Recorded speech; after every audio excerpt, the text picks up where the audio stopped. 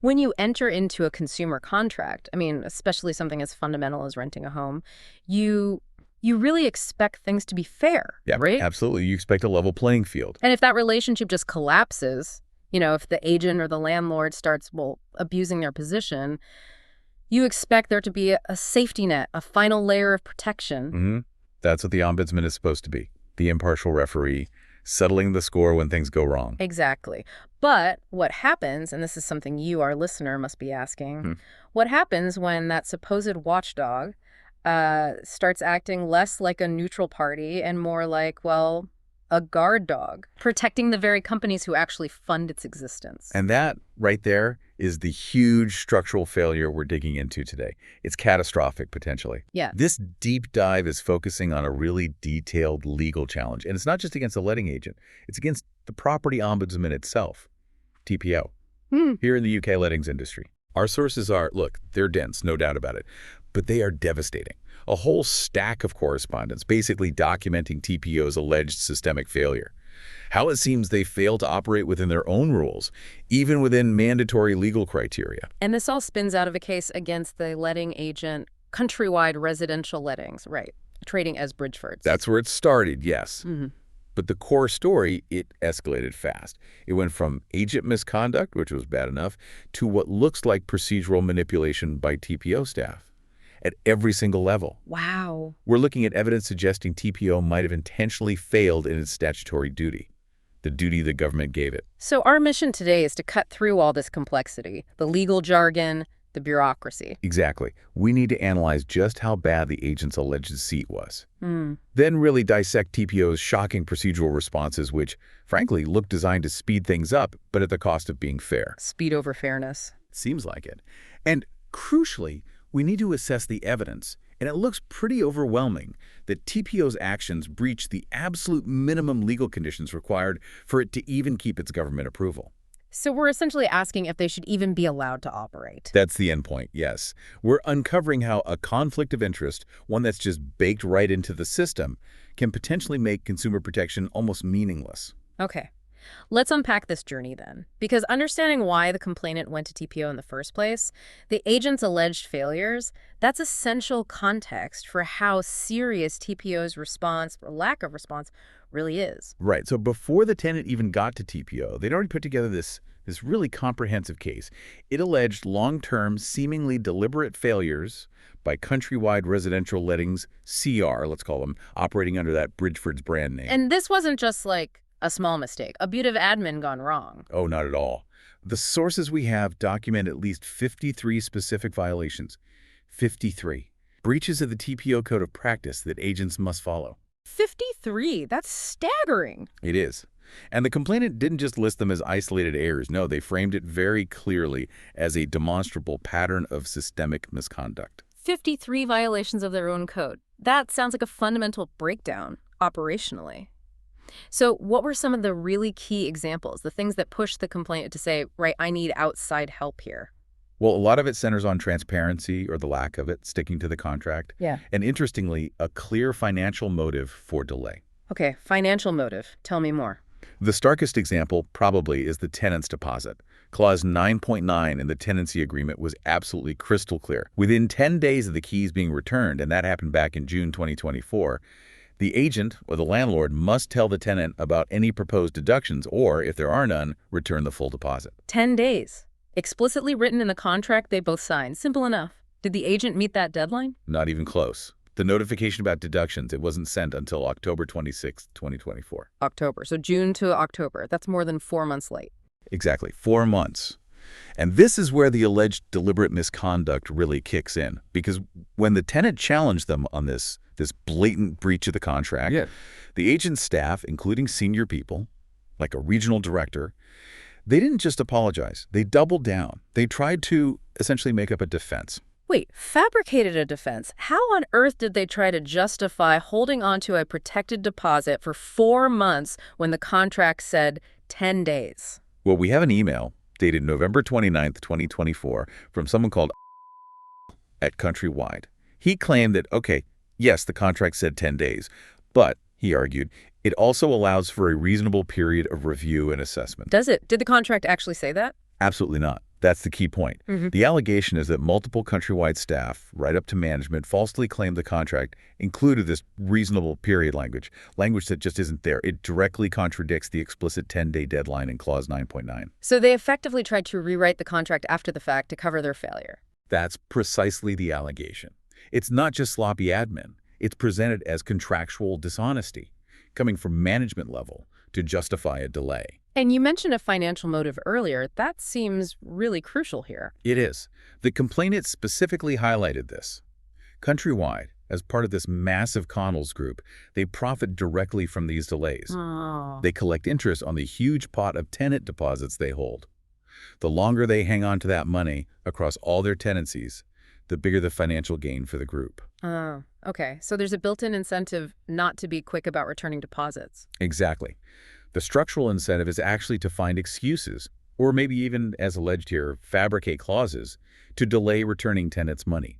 It potentially transforms what looks like a simple breach of contract into something systemic, something financially motivated. Wow. Okay, so beyond the money side, the sources also talk about outright misrepresentation, things that affected the tenant's actual decision to even take the property. Yes, several examples. The EPC rating, for one. The Energy Performance Certificate. Right. The property was apparently advertised with an incorrect EPC rating, falsely advertised. Now, that misrepresents how energy efficient the place is and potentially hits the tenant with higher energy bills down the line. Did the agent know it was wrong? According to the complaint, agent staff later admitted they knew the certificate was out of date, but they allegedly advertised it with the old, presumably better, rating anyway. So knowingly using outdated, favorable data to market a property, that's not good. Not good at all. And then there's the baffling shower incident. Your shower incident. Go on. It sounds minor, but it speaks volumes, really, about the alleged evasiveness. The property was advertised as having 2 showers. The tenant raised safety concerns about water pressure, temperature control in one of them. The agent's first response, to claim the fixture was not a shower. Okay. Denying reality, step 1. Pretty much. But then, when the complaint went higher, the agent changed tack. They admitted, okay, yes, it was a shower, but then added this absolutely bizarre caveat that it cannot be used for showering. A shower that cannot be used for showering, I mean... Exactly. It's pure sophistry, isn't it? It shows the lengths the agent allegedly went to. Just to avoid fixing something or taking responsibility, it's presented as a profound example of deceit. And what about the tenant's rights during the checkout? That's always a crucial point for potential deposit deductions. Was there obstruction there, too? Absolutely, according to the complaint. The checkout report is critical, as you say. Agent staff explicitly told the tenant, and this is a quote, "Tenants cannot be present during the checkout report. This is standard procedure." Is that standard procedure? Is that even allowed? It's blatant misinformation. It directly obstructs the tenant's ability to see what's being noted down, to challenge things on the spot. It flies right in the face of advice from bodies like Citizens Advice, which strongly recommend tenants are present. Did the agent back down on that one? Eventually, yes. They conceded it was misinformation, offered an apology. But, and this is key, they immediately undermined that by saying Countrywide was within its rights to follow its own best-in-common practice as a company, even if that internal practice went against external advice about tenant attendance.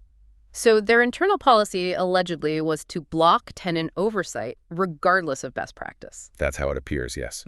Prioritizing their process over the tenant's right to be there. Okay. And finally, the sources mentioned something about gaslighting over essential maintenance, specifically the boiler. Yes, and this example feels particularly aggressive, quite personal. The tenant raised a legitimate concern about the boiler. They stated British Gas had recommended its replacement way back in 2018. Okay, a serious safety and cost issue. Right. But an agent staff member's response was allegedly to accuse the tenant of lying. They said, and again, this is a quote, "British Gas have not stated this as British Gas do not speak like this with tenants as you are not the one that pays," trying to shut down the concern by attacking the tenant's truthfulness and their right to even have that information. But didn't the agent themselves use British Gas for servicing? They did. An email from the agent confirmed they arranged the yearly service with British Gas. And guess what? British Gas documents apparently indicated the boiler was rated E or lower, which strongly suggests replacement was needed. So the agent's own records prove the tenant right. It seems so. Yet the staff member's alleged first instinct was denial, shifting blame, attacking the tenant, rather than just addressing a serious maintenance issue flagged years earlier. So this whole detailed pattern, these 53 alleged systemic violations, that's the dossier the complainant took to TPO, expecting, an impartial referee to finally step in. Okay, so this is where the story takes a really dark turn, isn't it? It shifts from, okay, serious alleged failings by an agent to a potential scandal involving the regulator itself. The complainant hands over this thick file, expecting TPO, the property ombudsman, to act as the guarantor of fair play. But instead of justice, obstruction. That's precisely what the correspondence suggests. Active obstruction right from the start. The absolute key moment happens almost immediately. TPO refused to investigate the central allegation. Systemic failure. They refused. How? The TPO adjudicator assigned to the case stated explicitly in writing, this is crucial, that it is not feasible for me to investigate all 53 claimed violations. Instead, he decided he would just break the case down into what he called key events, arbitrarily selected. Not feasible. That doesn't sound like a legal judgment. It sounds like we don't have the time or we don't want. It feels like strategically limiting the scope, maybe, to protect the agent. It certainly looks like an admission of regulatory failure. Because government-approved redress schemes like TPO, they aren't allowed to just pick and choose like this based on complexity or workload. The Ombudsman Association Service Standards Framework, the SSF, which TPO has to follow it, mandates that members conduct systemic investigations. Meaning they have to look at patterns, not just one-off incidents. Exactly. They must look at patterns of misconduct.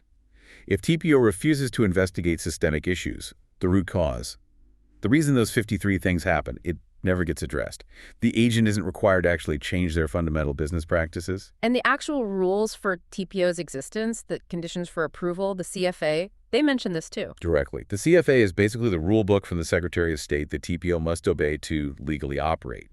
It mandates that the scheme has to be adequately staffed and funded so it can effectively investigate complaints. So by saying it's not feasible to investigate 53 documented violations? TPO is effectively admitting, right there in writing, that it's under-resourced. Yeah. That it can't do its job properly according to the government's own standards. They're saying they can't handle the workload without cutting corners. It's a direct admission of failing a core criterion for their approval. And we actually have internal communication that confirms corners were being cut, don't we? An email from a manager. Yes, the email from adjudicator manager. It's absolutely critical because it reveals a conscious choice TPO made. Acknowledged TPO's timelines were far from ideal. Yeah. Okay, fair enough. But then says, we have made changes to our casework processes to ensure our timeliness improves moving forward. Right, let's just pause on that. That's huge. They admit they have a backlog. But instead of hiring more people, getting the resources they need, which a CFA legally requires, they chose to change their processes to speed things up. Precisely. They chose speed over thoroughness, speed over fairness. Because a proper systemic investigation, that takes time, it takes resources.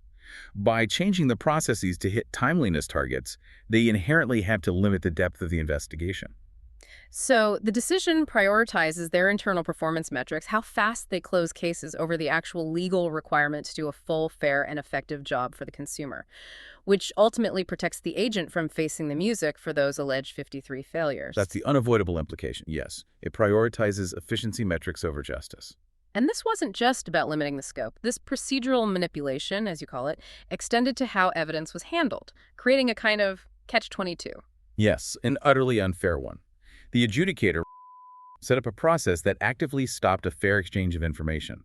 This violates a basic principle of any dispute resolution. How did it work? Or rather, how did it fail to work? TPO refused to give the complainant timely access to the agent's full evidence file, the stuff the agent had submitted to TPO to defend themselves.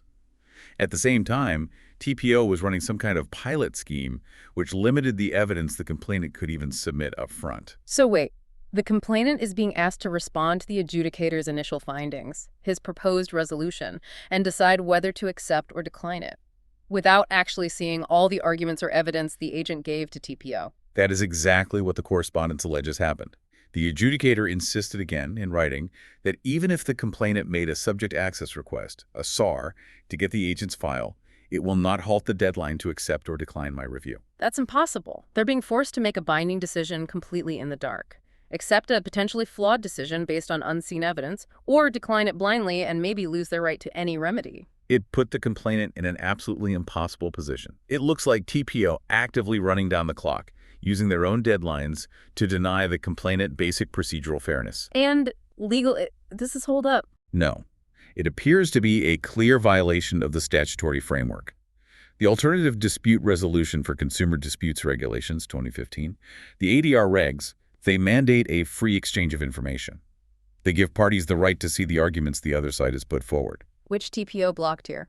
By setting that tight acceptance deadline, which effectively made it impossible for the complainant to get and review the agent's evidence in time, TPO allegedly made compliance with basic transparency requirements impossible. It undermines the entire fairness of the ADR process they're supposed to be providing. We also need to touch on how TPO handled vulnerability. The agent, Sierra Bridgefords, knew the complainant had chronic cancer, needed stress minimized. That's actually a breach of the TPO code itself, 1.4.1. Did TPO's rushed, seemingly adversarial process take this into account? Well, TPO management did address this later, but their response feels quite defensive, very minimal. The Ombudsman Administration Manager, Jo Payne, denied that TPO ignored the medical needs. Her argument was basically, well, the complainant didn't ask for a specific adjustment like large print, they just asked to pause the review. So because they didn't ask for large print, TPO felt they'd met their obligations. But surely the duty for an ombudsman dealing with someone vulnerable goes way beyond just offering large print. The vulnerability here is the stress, the pressure of this complex, unfair feeling process itself. Absolutely. TPO's narrow interpretation seems to ignore the much higher regulatory standard they're held to. The Ombudsman Association Standard 3.1 and also NT-SAIT Criterion 3 require TPO to proactively consider the special needs of disadvantaged or vulnerable consumers. Proactively, meaning they should think about it themselves, not just wait to be asked for large print. Precisely. Forcing someone known to be vulnerable through a fast-tracked, opaque, hostile process. A process TPO itself admitted had procedural issues because of their timeliness drive, instead of just pausing the clock until a fair investigation could actually be done. That looks like a systemic failure to uphold that proactive duty of care. It suggests TPO prioritized clearing its caseload and hitting speed targets over the actual well-being of a vulnerable person using their service. Okay, so the procedural failures we've just laid out, refusing to look at the whole picture, rushing things, playing games with evidence, they start to look even more, well, sinister when we factor in this core structural issue, the money, the financial conflict of interest. Let's start with just how big this agent, Countrywide Bridgefords, actually is. This is absolutely critical context. Countrywide Residential Lettings operating as Bridgefords, they aren't just some small independent shop. They are a huge subsidiary of the Connells Group. Connells Group. How big are we talking? Immense. One of the largest property services groups in the entire UK. Connells Group owns dozens and dozens of high street estate and letting agent brands. You've got networks like Sequence that includes names like Allen & Harris, William H. Brown, Fox & Sons, Barnard Marcus, loads of others. Okay. And then the Countrywide division itself, which Connells bought, includes brands people will know like Bairstow E, Taylor's, plus Bridgeford's, the one in this specific case. Collectively, these brands under the Connells umbrella represent a massive slice of the UK property market. Right. And TPO, the Ombudsman, it's funded entirely by its members, isn't it? The agents themselves pay fees to be part of the scheme. Correct. Which means these huge organizations, like the Connells Group through all its subsidiaries, are collectively TPO's biggest, most important customers. They pay substantial membership fees. And there lies the conflict. That's the structural conflict right there, in a nutshell. TPO depends on the annual fees from these corporate giants. So TPO has a direct, arguably overwhelming financial incentive not to rock the boat too much, to keep these large groups happy, keep them as paying members. And crucially, to avoid making findings of systemic misconduct against them. Exactly. Because a finding of systemic misconduct, that should trigger serious consequences. Mandatory sanctions, much higher scrutiny, potentially even expulsion from the scheme. And expulsion means losing a massive chunk of fee income for TPO. So this financial setup fundamentally compromises TPO's ability to be truly impartial when dealing with its biggest customers. That's the deep concern, yes. The incentive structure appears biased towards protecting the fee-paying agent, not the consumer seeking redress. And this perceived bias, this prioritizing the agent over the tenant, it seems to be backed up by something even more shocking in the sources. TPO apparently repeatedly misrepresenting its own legal powers, its own authority. This is, for me, perhaps the most devastating part of the whole picture.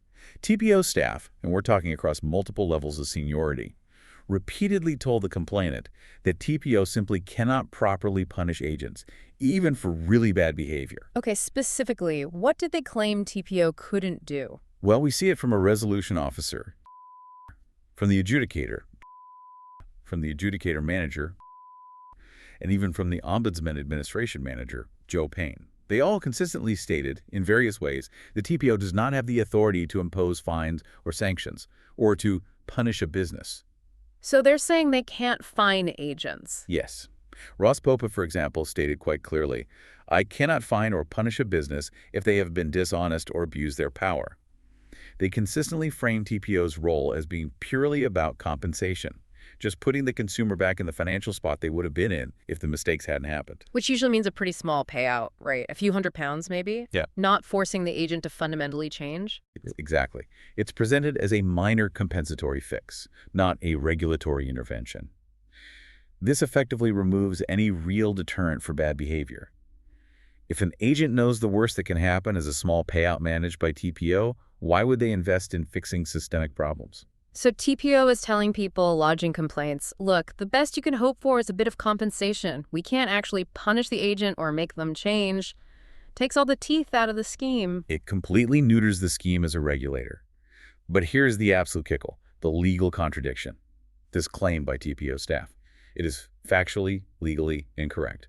TPO operates as a government-approved redress scheme for lettings, and the laws underpinning its existence require it to have sanctioning powers. Okay, let's nail this down. What specific law or regulation says they must have these powers they claim not to have? The key document here is the Redress Schemes for Lettings Agency Work and Property Management Work Conditions for Approval, the CFA. This is the government's mandatory rulebook for these schemes. The CFA explicitly requires approved schemes to have procedures for dealing with non-compliance by their members, and these procedures must include a specified range of sanctions. The CFA even gives examples. Such as, and I quote, for example, warning letters, fines, expulsions from the scheme, etc. Fines are explicitly mentioned as a required power. So the law says TPO must have the power to fine agents and even kick them out of the scheme, yet staff at every level, right up to management, are repeatedly telling complainants they don't have that power. This looks like institutional deceit. It's hard to frame it any other way. And what's more, TPO's own internal disciplinary rulebook, their compliance committee terms of reference, it lists the sanctions the committee can impose. And guess what's listed under Section 17C? Let me guess. Imposing a fine. Impose a fine. It's right there. The power exists legally in the CFA. It exists internally on their own documents, yet TPO staff are actively denying this crucial authority to consumers. Why? Why would they do that? The strong implication is that it's a strategic move, a way to manage expectations downwards, to avoid using powers that might upset their major financial contributors, the large agency groups like Connell's.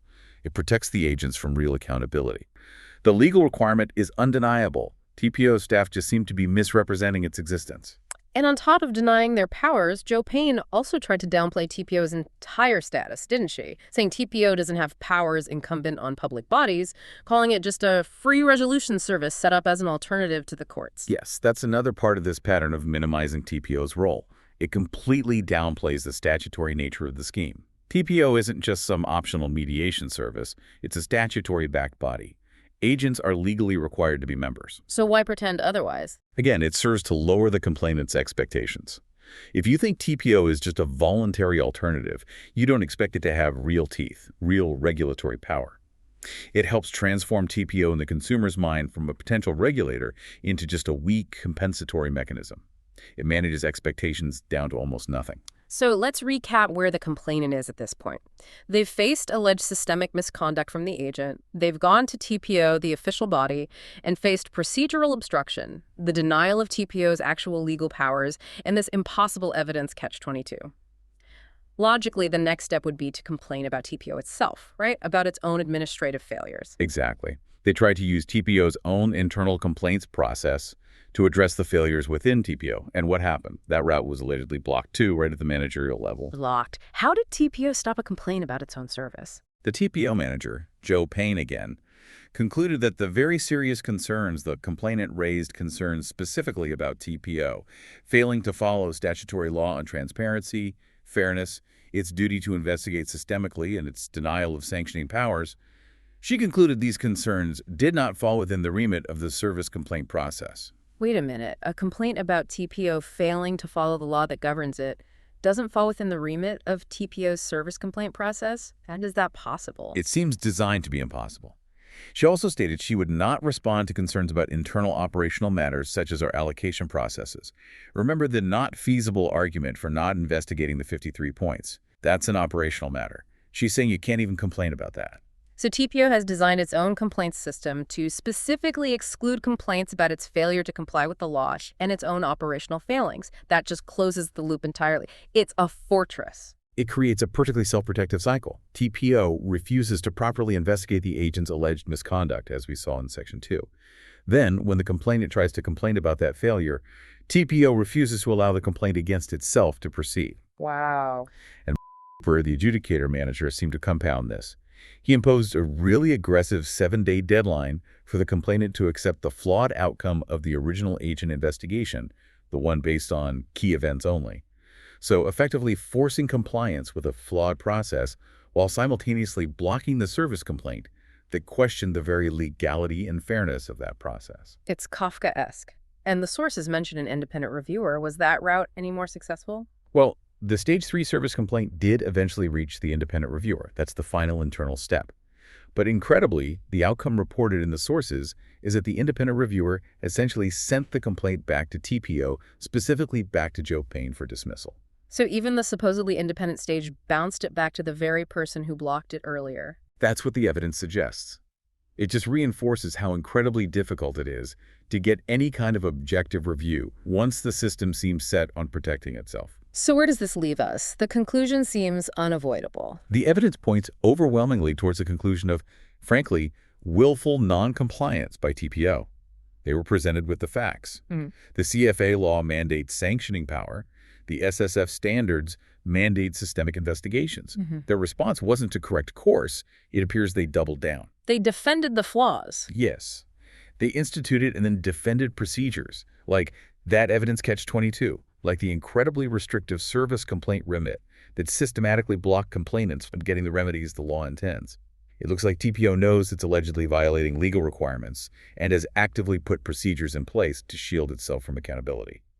When shown the law, they seem to ignore it. This pattern, it doesn't sound like simple incompetence or accidental mistakes. It sounds strategic. It sounds like deliberate non-compliance with the basic standards required for any government-approved scheme. That is the strong allegation supported by the correspondence, yes. So if that's the case, what's the remedy? What should happen when the body designed to regulate appears to be actively subverting the law?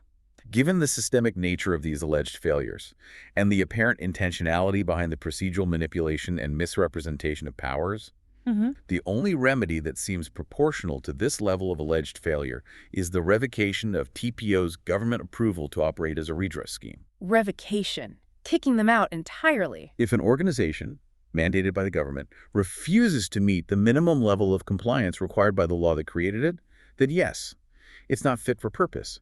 Allowing it to continue operating under government approval just lends a false legitimacy to a system that appears fundamentally broken and compromised. And this isn't just about one tenant's bad experience, is it?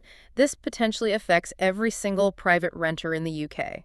Anyone who might one day need to rely on TPO as that final safety net. Absolutely. If TPO is structurally incentivized through its funding model to protect the big corporate agents who pay its bills, then the entire redress mechanism for the private rented sector is built on a lie. It's not impartial. So if TPO won't fix itself and the internal complaints process is blocked, where does change come from? It has to be external. It has to come from political pressure, ultimately. Since TPO has demonstrated, allegedly, an unwillingness to self-correct and seems to have blocked internal accountability routes, the only real path to resolution is through government intervention. Right. We need to make it clear to you, the listener, that there is a mechanism for this. Pressure needs to be applied to the government minister responsible. Exactly. And who is that? Who holds the power to review TPO's approval? Ultimately, the responsibility lies with the Secretary of State for Housing, Communities, and Local Government. Right now, that's Steve Reed, OBE, MP. So the call to action is for people listening to this. Yes. Is to contact their local member of parliament. Explain the situation, maybe reference this deep dive. urged their MP to write to Steve Reed, the Secretary of State, and formally request that the government launches an investigation with a view to initiating the revocation of the property ombudsman's approval. The grounds: its chronic, documented failure to meet its statutory and regulatory obligations. Well, this deep dive has certainly uncovered what looks like profound institutional failure, right at the highest level of consumer protection for UK renters.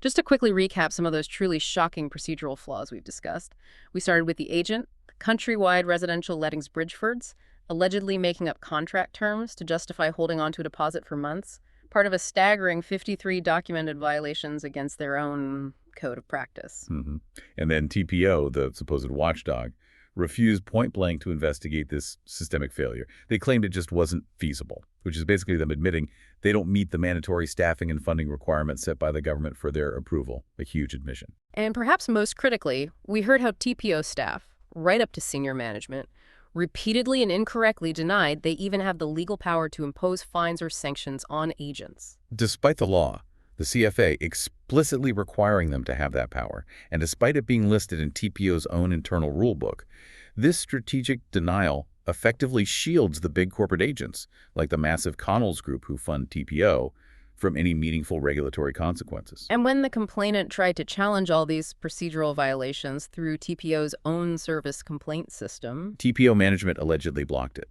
said the concerns about legal compliance were outside the remit, completing this cycle of what looks like willful obstruction and deliberate noncompliance with their own governing rules. So if the official system, the one designed on paper to protect renters, is actually structurally incentivized to protect the corporate agents who pay its bills, I mean, what confidence can any tenant in the UK possibly have in the impartiality of that final resort? It feels like none. It certainly raises that fundamental question. This structural conflict of interest, it has to be resolved. TPO has seemingly shown that it sees its job merely as managing small compensation payouts, not as upholding regulation, driving systemic reform, or using the teeth the law actually gives it. When the scheme mandated by law refuses to investigate serious misconduct properly and refuses to even acknowledge its own legal powers, then it really isn't fit to hold that government approval any longer. The documented evidence suggesting intentional procedural manipulation, it really does necessitate political action now. So we really urge you, our inframed listener, take this knowledge, think about it, and demand accountability. The integrity of the entire UK lettings market arguably depends on having a redress scheme that actually works, one that's genuinely impartial. And that brings us to our final, perhaps provocative thought for you to mull over. If the official watchdog, TPO, is strategically designed, or at least operates in a way, to limit its own power, isn't the government, by continuing to approve TPO, effectively endorsing a system where agents can operate with relative impunity, knowing that the ultimate sanction they face is likely just a minor compensatory slap on the wrist negotiated by the body they fund? The current structure seems set up to protect profit, not people.